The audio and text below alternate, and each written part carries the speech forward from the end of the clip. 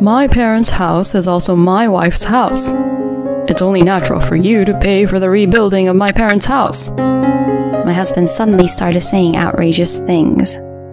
My parents-in-law, who are in favor of rebuilding the house, came up with an argument that I couldn't understand. Wives are supposed to understand this without having to say all this stuff, right?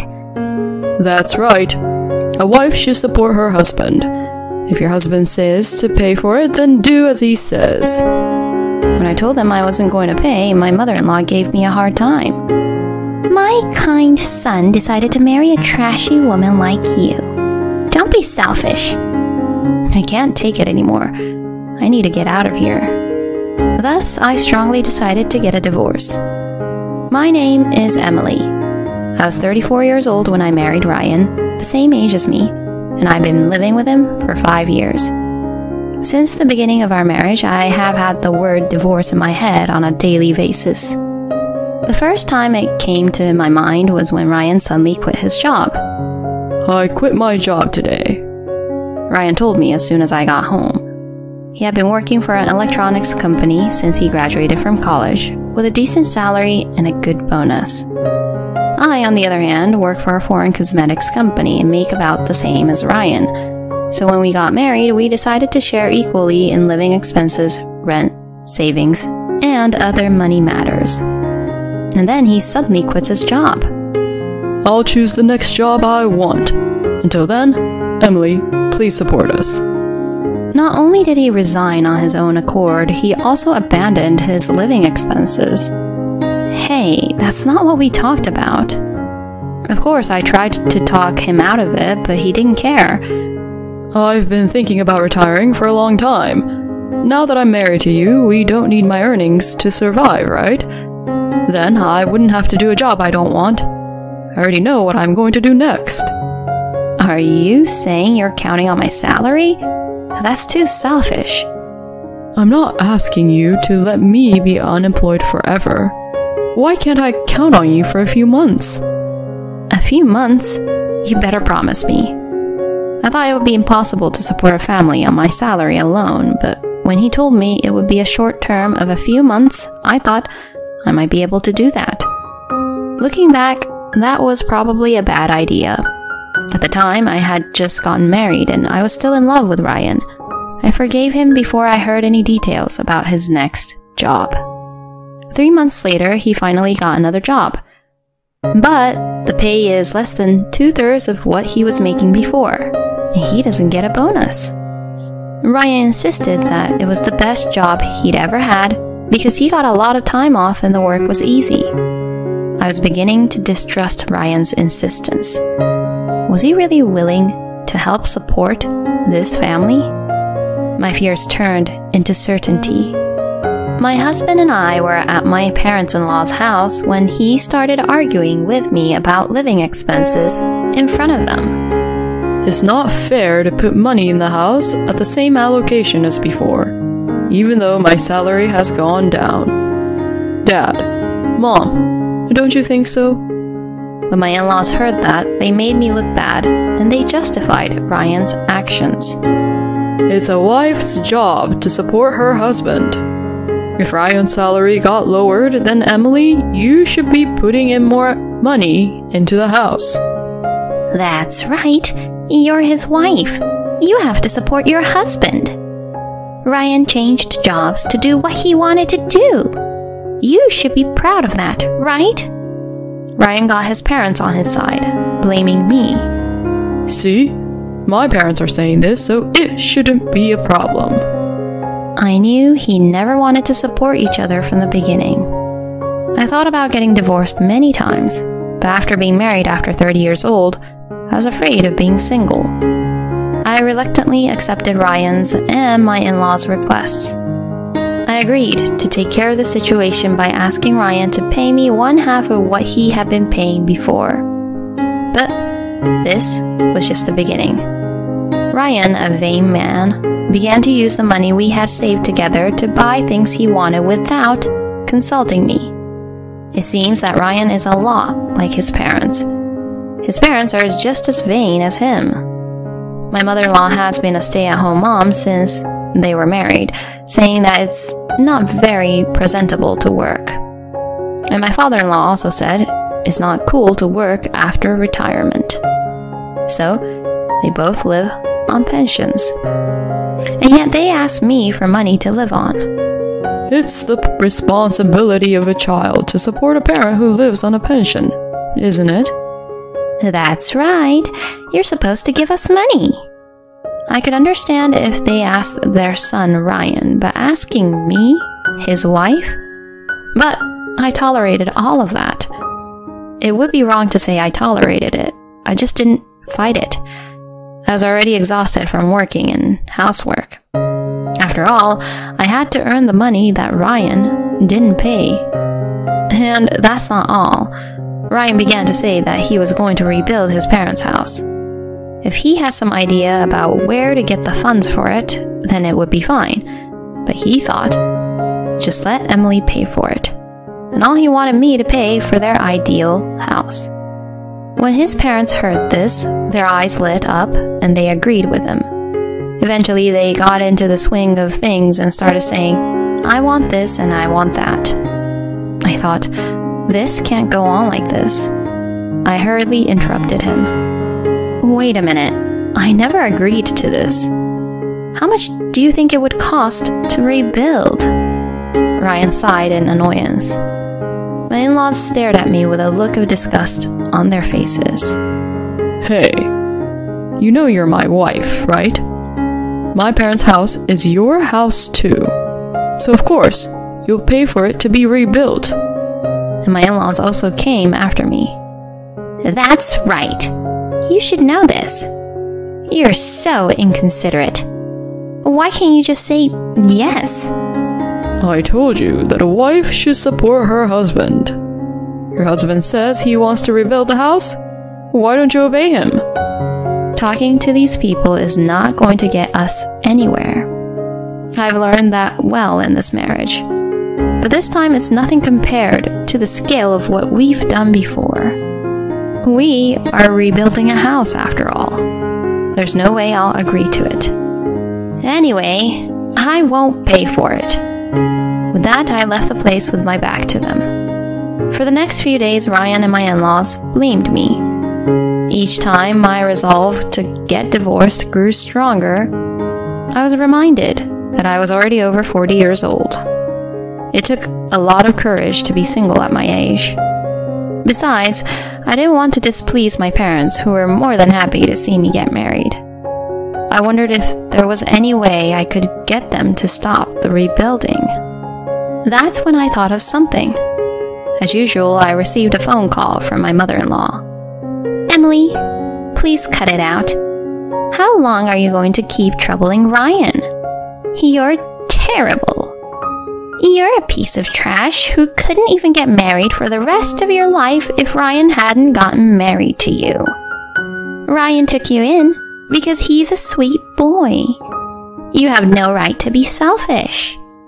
My mother-in-law's angry, high-pitched voice echoed over the phone. The word selfish particularly offended me. Which one of us is selfish? Who do you think is supporting Ryan, who has been doing whatever he wants? I made a strong decision in my heart. That's it. I'm divorcing him.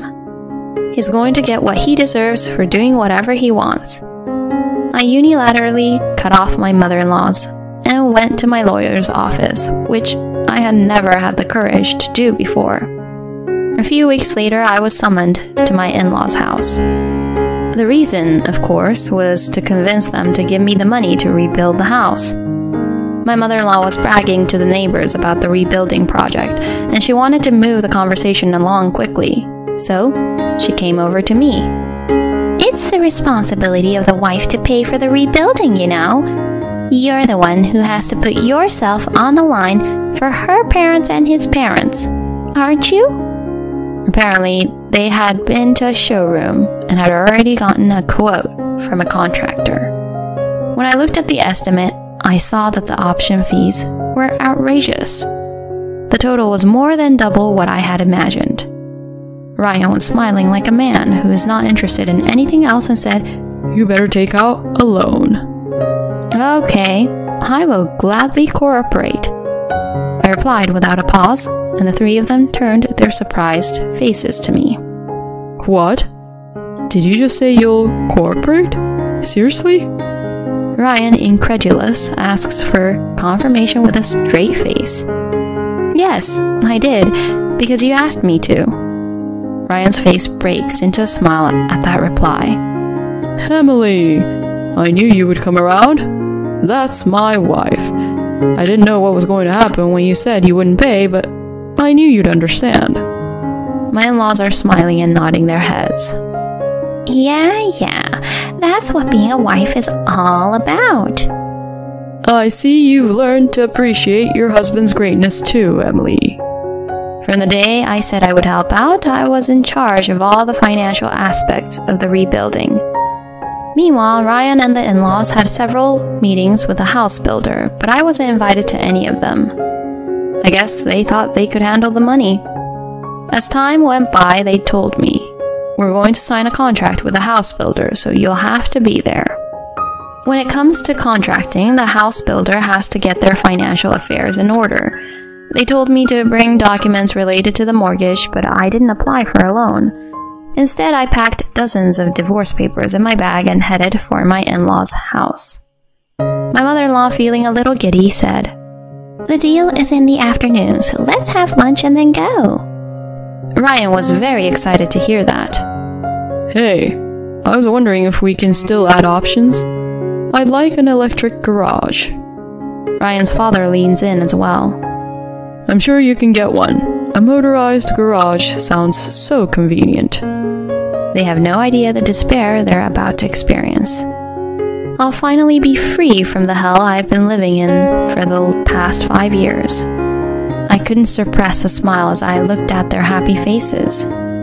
Let's have it then. Before we get started, I have to tell you something, I said, pulling out a divorce decree from my bag. Huh? What kind of joke is this? Is this some kind of sideshow? Ryan snickered when he saw the divorce decree.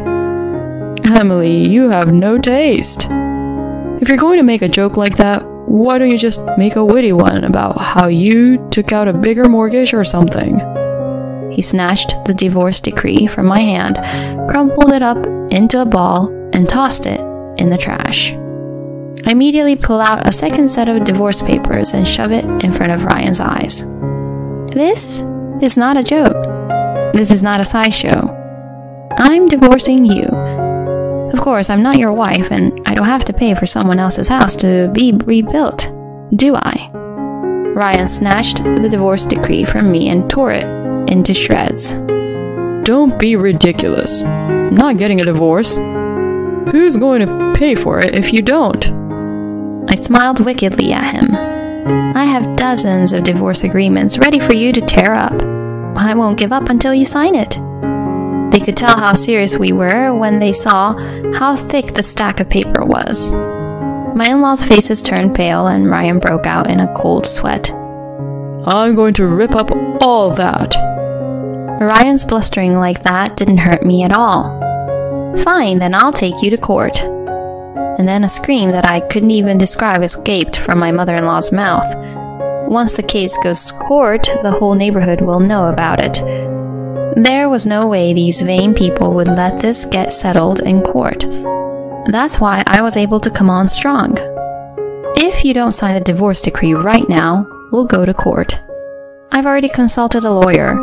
Your demands for money, your unauthorized use of our common savings. They say with this much evidence, I'll win the case. Wait a minute. But you're my wife.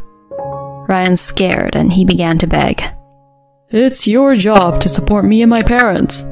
I'm sorry I took the liberty of using our mutual savings, but it's my savings too, so it should be okay to use it, right? I can't believe you still haven't changed your mind. I can't help it now, I yelled at him. I don't have any obligations to do that. Besides, you only put money in our joint savings account for the first few months. After that, it's been my money that I've been saving by myself. It's not money you're allowed to spend on your own. And then my in-laws, who had remained silent until then, intervened. Emily, please, reconsider. This is also a way for you to show your filial piety. Your money will be used to make everyone happy. Don't you think that's a wonderful thing? That's right. You can't just suddenly divorce. Let's talk about it again. Make everyone happy? What are they talking about? I could feel the blood rushing to my head and my face heating up. Are you kidding me? Everyone's happy? You only think about your own happiness. My happiness is not here. Even if we talk it out, it won't get resolved anyway, will it? I've been unhappy ever since we got married. I countered, then turned my cold gaze on Ryan.